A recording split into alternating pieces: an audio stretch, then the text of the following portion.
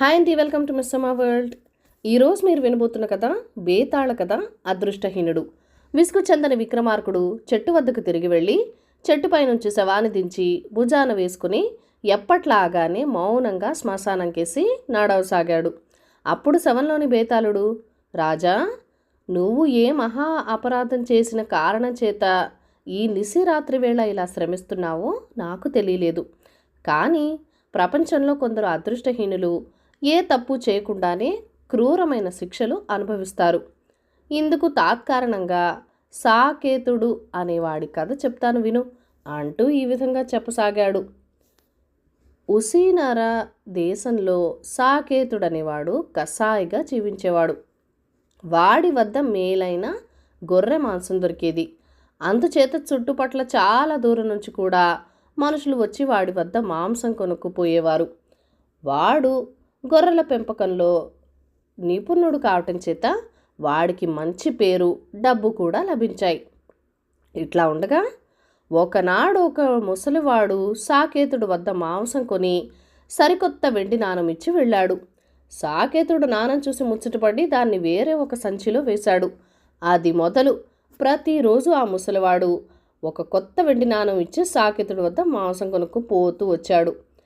కొంతకాలం గడిచింది. సాకేతుడు వద్ద ధనికులు ఏటా పందెపు పోటీలను కొనటం అలవాటు. సంక్రాంతి పండుగ ఇంకా కొద్ది మాసాలు ఉందనగా సాకేతుడు గ్రామాల వెంట తిరిగి మంచి పొట్టేలను ఏరి కొనుక్కొచ్చి వాటికి తగిన తిండి పెట్టి పందాలకు తయారు చేసి వాటిని మంచి ధర ఇచ్చిన వారికి అమ్ముతూ ఉండేవాడు. ఈసారి అతనికి పోటేళ్లు బేరం మీద బయలుదేరాలనిపించినా తాను ప్రత్యేకంగా దాచి ఉంచిన నాణేలు ఎంచుదామని సంచి తీశాడు. అందులో చేయి పెట్టి అతను గుప్పెడు నాణాలు పైకి తీశాడు. కానీ అతను గుప్పెట్లోకి వచ్చిన నాణాలు కావు, చిల్లి పెంకులు. కంగారు పడి అతను సంచిని బోర్లించాడు.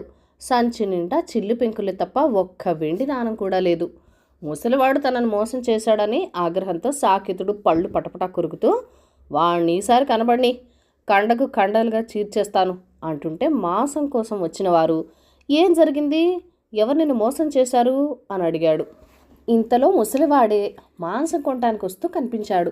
సాకేతుడు తన దుకాణం నుంచి బయటికి దూకి ముసలివాడికి ఎదురు పరిగెత్తుకుంటూ వెళ్ళి వాడి మెడ పట్టుకుని, దుర్మార్గుడా, వంచకుడా, నన్ను మోసం చేస్తావా అని అరిచాడు. అందరినీ కేకవేశాడు. ముసలివాడు రహస్యంగా, నోరు మూసుకో, నా మీద నింద వేశావంటే నిన్ను సర్వనాశనం చేయగలను అన్నాడు. సాకేతుడు ఆవేశంతో ముసలివాడు మాటలు లక్ష్య పెట్టక, నన్ను ఏం చేయగలవురా మా ఇదారివాడా అని మరింత గట్టిగా అరిచాడు. ముసలివాడు గొంతెత్తి అందరికీ వినిపించేలాగా, నీ రహస్యం నాకు తెలిసిపోయింది, అందరికీ చెప్పక మానుతానని అనుకుంటున్నావా? అయ్యా చూడండి, ఈ నిర్భాగ్యుడు మనందరినీ మభ్యపెట్టి గొర్రె మాంసం అని చెప్పి శవాల మాంసం ఇస్తున్నాడు. ఈ క్షణమే వీడి ఇంట మనిషి శవం ఉన్నది అన్నాడు. అబద్ధం, అబద్ధం, పచ్చి అబద్ధం, నీ మాట రుజువు చేయి అన్నాడు సాకేతుడు. రుజువు చేయక ఊరుకుంటానా? నీ రహస్యం 10 మందికి తెలియవద్దా? పద, నీ ఇంటికి నడు అంటూ ముసలివాడు 10 మందిని వెంట పెట్టుకుని సాకేతుడి ఇంటికి బయలుదేరాడు. వాడి ఇంటి వెనక గదిలో గోడకు చేరబెట్టి ఒక మనిషి కళేబరం ఉన్నది. ముసలివాడు శక్తిగల మాంత్రికుడు, ఆ సంగతి ఎవరికీ తెలీదు. దాన్ని చూడగానే సాకేతుడు కేవలం ఆశ్చర్యపోయాడే గాని మిగిలిన వాళ్ళంతా ఆగ్రహవేశం చెందారు. అందరూ అతన్ని పైన పడి చావచితక కొట్టారు. సాకేతుడు స్పృహ తప్పి పడిపోయాక అతను దుకాణంలో ఉన్న మాంసమంతా మట్టిలో తొక్కేశారు. ఈ దొమ్మిలో సాకేతుడు ప్రాణం పోలేదన్నమాటే గాని ఎడమ కన్ను కాస్త పోయింది. అతను స్పృహ తెలిసి లేచేటప్పటికి చుట్టుపక్కల ఎవ్వరూ లేరు. అతని కుండిన ఇల్లు, డబ్బు సమస్తము పోయింది. ఇక ఈ దేశంలో తాను బతకలేనని తెలుసుకుని సాకేతుడు మరొక దేశం వెళ్ళి అక్కడ చెప్పులు కుట్టే పని చేసుకుంటూ ఏదో విధంగా కాలక్షేపం చేయసాగాడు. అభ్యాసం అంతగా లేకపోయినా కుల విద్య గనక అతను కాస్త మంచి పేరు తెచ్చుకుని పైకి వస్తూ ఉండగా మరొక దుర్ఘటన జరిగింది. ఒకనాడు సాకేతుడు తన దుకాణంలో కూర్చుని చెప్పులు కుట్టుకుంటూ ఉండగా బాకాలు దిన్ని చప్పుడు, గుర్రపు టెక్కల చప్పుడు వినిపించింది. అదేమిటి వింత చూద్దామని సాకేతుడు దుకాణం బయటికి వచ్చేసరికి ఆ దేశపు రాజు సపరివారంగా వేటకు బయలుదేరి అటుగా వస్తూ కనిపించాడు. ఆ రాజు సాకేతుడిని చూసిన కళ్లకు చెయ్యి అడ్డు పెట్టుకుని, ఒంటి కంటి వెధవా, 100 కొరడా దెబ్బలు కొట్టి దేశ బహిష్కారం చేయండి అని చెప్పి వేట ప్రయత్నం మానేసి గుర్రాన్ని తిప్పుకొని తన నగరానికి తిరిగి వెళ్ళిపోయాడు. వెంటనే రాజభటులు సాకేతుడిని పట్టుకొని వీపు మీద కాళ్ల మీద కొరడాలతో కొట్టి దేశం విడిచిపో, లేకపోతే నీకు మరణ దండన పడుతుంది అన్నారు. ఇంతకు నేను చేసిన మహాపచారం ఏమిటి అని సాకేతుడు రాజభటులను అడిగాడు. ఒంటి కంటి వాడి కనిపించటం మా రాజుగారికి పెద్ద దుశకనంగా భావిస్తారు. అందులోనూ ఎడమ కన్ను గుడ్డిదైతే ఆయన అసలే సహించరు అని రాజభటులు సాకేతుడికి చెప్పారు. రాజాజ్ఞ ప్రకారం సాకేతుడు దేశం విడిచిపెట్టి మరొక దేశం వెళ్ళి అక్కడ ఒక మారుమూల ఇల్లు చూసుకొని నివసించసాగాడు. అతడు ఇల్లు కదిలి ఎక్కడికి వెళ్ళేవాడే కాదు, తల ఎత్తి ఎవరిని చూసేవాడు కాదు. ప్రపంచం మొహం చూడకుండా ఇలా కొన్నాళ్లు గడిచినాక అతనికి ఊపిరాడినట్టయింది. కాస్త 10 మంది మధ్యకు వెళ్ళి స్వేచ్ఛగా గాలి పీల్చి ప్రపంచం కేసి ఒక్కసారి చూడాలన్న తహత అతనిలో పెరగసాగింది. అందుచేత ఒక రాత్రి సాకేతుడు తల మీదుగా ఒక దుప్పటి కప్పుకొని వీధుల వెంట బయలుదేరాడు. అతను కొంత దూరం వెళ్ళాక వెనక నుంచి గుర్రపు డెక్కల చప్పుడు వినిపించింది. ఆ చప్పుడు వినగానే అతనికి మతిపోయినట్లయింది. ఏ రాజభటులు వెంట తరంకొస్తున్నట్టుగా అతను కాలి బలం కొద్దీ పరిగెత్తుతూ సందుల వెంట గొంతుల వెంట పడిపోయి ఒక ఇంటి వాకిలి తలుపు తోశాడు. తలుపు తెరుచుకున్నది. లోపల అంధకారపూరితమైన గొంది కనిపించింది. ఒక గడియసేపు ఆ చీకట్లో దాగి ఉండి తర్వాత నిమ్మళంగా ఇంటికి చేరుకుందామనుకున్నాడు సాకేతుడు. కానీ అతను చీకట్లో ప్రవేశించి పక్క గోడకు ఒదిగి నిలబడిన మరుక్షణంలో 2 మనుషులు అతనిపై పడి, దొరికావా దుర్మార్గుడా, ఎంతకాలం తప్పించుకు తిరుగుదామనుకుంటున్నావు అంటూ అతన్ని పట్టి బంధించారు.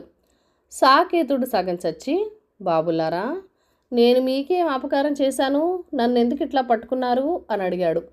3 రోజుల నుంచి నువ్వు మా యజమానిని చంపే ప్రయత్నంలో కత్తి పట్టుకుని ఆయన వెంబడిస్తూ పట్టుకోవడానికి ప్రయత్నించినప్పుడల్లా తప్పించుకు పారిపోవడం లేదా, అమాయకుడిలా నటించకు అన్నారా మనుషులు.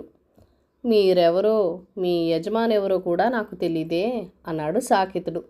నీ అబద్ధాలు నమ్మటానికి మేము వెర్రివాళ్ళం అనుకున్నావా? యజమానిని హత్య చేయటానికి కాకపోతే ఇంటి సందులోంచి వచ్చి ఎందుకు దాక్కున్నావు? నీ దగ్గర కత్తి లేదు అంటూ ఆ ఇంటి నౌకర్లు సాకేతుడిని వెతకగా అతను తోలు కోసుకునే ఉలి దొరికింది. దానితో వాళ్ళ అనుమానం రూఢి అయింది. వాళ్ళు సాకేతుడిని న్యాయాధికారి వద్దకు తీసుకుపోయారు. న్యాయాధికారి సాకేతుడిని పరీక్ష చేయించగా అతను అదివరకే కొరడా దెబ్బలతో శిక్ష పొందాడని తెలిసిపోయింది. అందుచేత ఆటే విచారించవలసిన పని కూడా లేకుండా వీడు పాత నేరస్తుడే, 100 కొరడా దెబ్బలు కొట్టి దేశ బహిష్కారం చేయటమే వీడికి శిక్ష అన్నాడు న్యాయాధికారి. బేతాళుడి కథ చెప్పి, రాజా, నిర్దోషి అయిన సాకేతుడు నిక్షేపం లాంటి తన వృత్తిని పోగొట్టుకొని ఎక్కడ తల ఎత్తుకు తిరగటానికి లేని స్థితిలో పడి ప్రపంచాన్నంతకు శత్రువై పనికి మాలిన వాడే అకారణంగా ఒక శిక్ష తర్వాత మరొక శిక్ష అనుభవించటానికి ఏమిటి కారణం? ఈ సందేహాలకు సమాధానం తెలిసి కూడా చెప్పకపోయావో నీ తల పగిలిపోతుంది అన్నాడు. దానికి విక్రమార్కుడు, సాకేతుడికి ఈ కష్టాలు అకారణంగా రాలేదు, అతను బల్వద్విరోధం తెచ్చిపెట్టుకున్నాడు. అతను మాంత్రికుడితో విరోధం పెట్టుకున్న క్షణం నుంచి అతనికి కష్టాలు ఆరంభమయ్యాయి. చిల్లి పెంకులను వెండి నాణాలుగా కనపడేలాగా చేయగల శక్తి ఉన్నవాడని తెలిసినప్పుడు మాంత్రికుడు చేసిన మోసానికి ప్రతిక్రియ ఎట్లా చేయాలో ఆలోచించి ఉండవలసింది. సాకేతుడు అలా చేయక తొందరపడి ఆ మాంత్రికుడిపై చేయి చేసుకున్నాడు. ఒకసారి భ్రష్టుడైన వాడికి వికాసం ఉండదు. స్థానబలం లేని సాకేతుడికి ప్రతి చిన్న సంకటము పెద్ద ఆపదగా పరిణమించింది. స్థానబలం ఉన్నవాడైతే అతనికి శిక్షలు పడి ఉండకపోను అన్నాడు. రాజుకి ఈ విధంగా మౌనభంగం కలగగానే బేతాళుడు శవంతో సహా మాయమై తిరిగి చెట్టెక్కాడు. బియ్యం దొంగ. పరోపకారి పాపన్న కథల్లో ఒక కథ. పాపన్న భార్య మీనాక్షి పుట్టింట మగపిల్లవాడిని ప్రసవించింది. పాపన్న బండి తోలుకొని అత్తవారింటికి వెళ్ళి పిల్లవాడికి జాతకర్మ నామకరణము చేసి మంచి రోజు చూసి భార్య బిడ్డలతో తన బండిలోనే స్వగ్రామానికి బయలుదేరాడు. వాళ్ళు చీకటి పడేసరికి ఒక బస్తీ చేరుకున్నారు. అక్కడే 1-2 రోజులుండి కావలసిన వస్తు సామాగ్రి కొనుక్కుందామనుకున్నది మీనాక్షి. వారొక సత్రంలో దిగి అందులో ఖాళీగా ఉన్న ఒక గది తీసుకున్నారు. చీకట్లో పాపన సత్రం ముందున్న బావి వద్దకు వెళ్ళి కాళ్ళు చేతులు కడుక్కుంటూ ఉండగా ఎవరో పరిగెత్తుకుంటూ వచ్చి బావికి కొంత దూరంలో పడిపోయాడు. అతని భుజాన ఉన్న మూట కింద పడింది. పాపన్న ఆ మనిషిని లేవదీసి పడిపోయిన మూట చేత పట్టుకొని సత్రం గదికి తీసుకుపోయాడు. ఆ మనిషి మోకాళ్ళు మోచేతులు దొక్కుపోయి గాయాలయ్యాయి. ఎవరు నువ్వు? ఈ గాయాలేమిటి? ఎందుకలా పరిగెత్తుకుంటూ వచ్చావు? నీకు వచ్చిన భయం ఏమిటి అని పాపన్న ఆ మనిషిని అడిగాడు. అందుకు ఆ మనిషి, అయ్యా, నేను బియ్యం కొనుక్కుని వస్తూ ఉండగా రక్షక భటులు దొంగ దొంగ అని కేకలు వేస్తూ నా వెంట పడ్డారు. వారేం చేసిపోతారోనని సత్తు కొద్దీ పరిగెత్తాను. 2 చోట్ల పడిపోవటం వల్ల మోకాళ్ళు మోచేతులు గాయపడ్డాయి. మా ఇల్లు ఎంతో దూరం లేదు, కానీ ఇంటికి పోతే రక్షక భటులు నా భార్యను పిల్లలను పీడిస్తారేమోనని ఇటుగా పరిగెత్తుకొచ్చాను. ఇక నడిచే శక్తి కూడా లేదు. ఉదయం నుంచి మా వాళ్లకు పచ్చి మంచినీళ్లు తప్ప మరొక ఆహారం లేదు. వాళ్ళు ఈ బియ్యం కోసం ఎదురు చూస్తూ ఉంటారు. ఏం చేయను అని దీనంగా అన్నాడు. పాపన్న అతనితో, విచారించకు, కాసేపు ఇక్కడే విశ్రాంతి తీసుకో. నీ ఇల్లు గుర్తు చెప్పావంటే ఈ మూటను నేనే తీసుకుపోయి మీ ఇంట ఇచ్చి వస్తాను అని చెప్పాడు. ఆ మనిషి దండం పెట్టి, ఆ పని చేసి పెట్టండి బాబు, మీకు పుణ్యం ఉంటుంది అన్నాడు. అతను తన ఇంటి దారి గుర్తులు చెప్పాడు. పాపన్న మీనాక్షిని యువతలకి పిలిచి, ఆ మనిషి గాయాలకు కాస్త నూనె రాచి పసుపద్దు. అతని కోసం ఎవరన్నా వస్తే అతని సంగతి మాత్రం చెప్పకు. అతనెవరంటే మా మనిషే అని చెప్పు అని రహస్యంగా చెప్పాడు. తర్వాత అతను మూట తీసుకుని ఆ మనిషి చెప్పిన ఇంటికి బయలుదేరాడు. అతను బయలుదేరిన కొద్దిసేపటికే రక్షక భటులు అటుగా వచ్చి వసారాలో నిలబడి ఉన్న మీనాక్షిని, ఇటుగా ఎవరైనా ఎర్రని మూట పట్టుకుని పరిగెత్తుకుంటూ వచ్చారా అని అడిగాడు. ఎవరూ రాలేదు అన్నది మీనాక్షి. భటులు గదిలోకి తొంగి చూశారు. ఎర్ర మూట ఎక్కడా కనిపించలేదు, కానీ పైబట్ట ముసుగు తన్ని గదిలో ఒక పక్కగా పడుకుని ఉన్న మనిషి కనిపించాడు. ఆ మనిషి ఎవరు అని రక్షక భటులు మీనాక్షిని అడిగారు. మా మనిషే, ఒంట్లో బాగలేదు అన్నది మీనాక్షి. వాళ్ళు వెళ్ళిపోయారు. కానీ అదే సమయంలో మరి 2 రక్షక భటులకు పాపన్న దొరికాడు. వాళ్ళు మూటని గుర్తించి పాపన్నే దొంగ అనుకుని అతని మూటతో సహా మూటను పోగొట్టుకున్న వాడింటి దగ్గరికి తీసుకుపోయారు. ఆ మనిషి తన మూటను గుర్తించాడు, కానీ పాపన్ను గుర్తించలేదు. తన బియ్యం మూటను మసక చీకట్లో ఎవరు కాజేసినది ఆ మనిషి చూడనైనా లేదు. ఎందుకు చేసా దొంగతనం అని పాపన్నను రక్షక భటులు అడిగారు. నేనే దొంగతనము చేయలేదు అన్నాడు పాపన్న. చేసినది కాక అబద్ధాలు కూడా ఆడతావా అంటూ రక్షక భటులు పాపన్నను తన్ని సావిడికి తీసుకుపోయారు. దారిలో జనం పోగైనారు. వారిలో ఒకడు, ఈ మనిషి చీకటి పడే వేళ సత్రంలో దిగిన మనిషి కాడు అన్నాడు. రక్షక భటులు పాపన్నను సత్రంలో బస చేశావా అని అడిగారు. లేదని పాపన్న తల అడ్డంగా ఆడించాడు. తనను దొంగ అని పట్టుకున్నారన్న విచారంలో అతన్ని బాధించలేదు, కానీ పొద్దుటి నుంచి మాడుతున్న వాళ్లకు బియ్యం మూట అందించలేకపోయానే అన్న బాధ అతన్ని పట్టుకున్నది. రక్షక భటులు సావిడికి తీసుకుపోయే దారిలో సత్రం దగ్గరికి వచ్చి వసారాలో నిలబడిన మీనాక్షిని చూసి పాపన్నను చూపి, ఈ మనిషి తెలిసినా అని అడిగారు. దొంగ అని పట్టుకున్న వాళ్ళు, మీరు చేసేదేదో చేసుకుపోక కనిపించిన వారినల్లా ఆరాలు అడుగుతారెందుకు అన్నాడు పాపన్న చిరాగ్గా. పాపన్న రక్షక భటుల వసంలో ఉండటం చూసి గతుక్కుమన్న మీనాక్షి భర్త హృదయం కనిపెట్టి నిబ్బరంగా, ఆయనెవరో నాకు తెలీదు అన్నది. రక్షక భటులు పాపన్నతో ముందుకు సాగారు. ఇదంతా గమనిస్తున్న అసలు దొంగ లోపల నుంచి బయటకు వచ్చాడు. మీనాక్షి అతనితో, మధ్య నువ్వెక్కడికి, అసలే ఒంట్లో బాగాలేని మనిషివి అన్నది. తల్లి, నీవు నీ భర్త మనుషులు కారు, దేవతలు. నేనే దొంగను. పెళ్ళాం పిల్లలు ఆకలితో మాడుతూ ఉంటే చూడలేక దొంగతనానికి పాల్పడ్డాను. కానీ నా బదులు నీ భర్త వంటి వాడిని శిక్ష పడనిస్తానా? అంత నీచుణ్ణి కాను అంటూ ఆ మనిషి కూడా సావిడి దగ్గరకు బయలుదేరాడు. కొత్తవాళ్ళు పాపన్నను చూసి, ఎవరు నువ్వు, నీ పేరేంటి, ఊరేమిటి, ఎందుకు దొంగతనం చేశావు అని అడిగాడు.